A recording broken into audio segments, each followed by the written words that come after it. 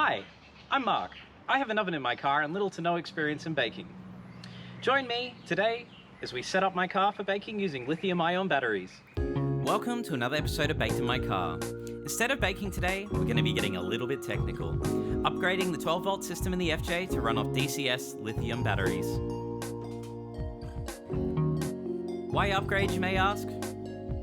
Over the past few months, I found myself running more and more power-hungry accessories, and when I'm away, I keep having to make tough choices, like whether I want a cold beer or party pies, or choosing between ice cream or a hot shower. I'm on holidays, and this decision-making is way too much. Jokes aside, one of my AGM batteries died, and I thought that it was the perfect excuse to upgrade to something a little bit more modern.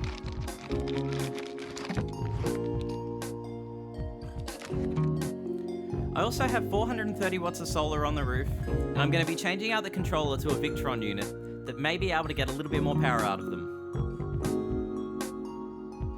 Let's look at the old setup. We're originally running a red arc charging system with an 80 amp hour AGM in the front, 100 in the back, and the starter battery in its stock position. Let's look at the new. The solar will be running through a Victron Blue Solar MPPT 130. The batteries will be isolated using a Victron Smart Battery Protect. And the batteries will be two 75 amp hour DCS lithium. Now let's get started.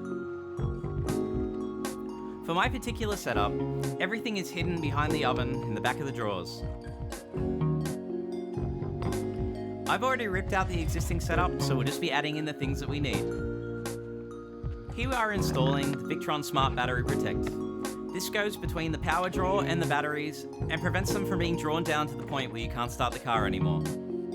Now let's change over the heavy batteries for the light lithium.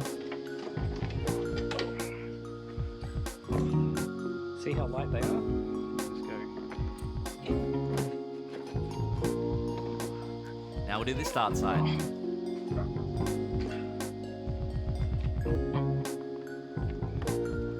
It's worth noting I had to space these batteries up in the tray as they were significantly shorter than the ones that were in there. The DCS batteries I'm using are wired in parallel and charged directly off the alternator with no DC-DC. Then the feed going to the back is isolated. To do this, I've linked the positive terminals on the two batteries using heavy gauge wire running across the front. And then I've upgraded the grounds. I've added some extra wiring to the chassis on both sides, and I've also added one to the engine block.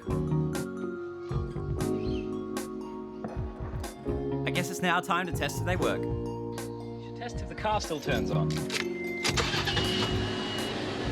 That was quick. Now let's check how quickly they're charging using the DCS app. See that charging at 77.6 amps. So far my experience has been that they charge quickly and suck up amps like a sponge. And there you have it, the beginning of my adventure with lithium-ion batteries in the FJ Cruiser. I'll definitely keep you guys updated how they perform in real-world tests when I finally get to go out camping and use the oven. Anyway, thank you for watching Baked in My Car. Make sure to like and subscribe and to follow us on Instagram @BakedInMyCar.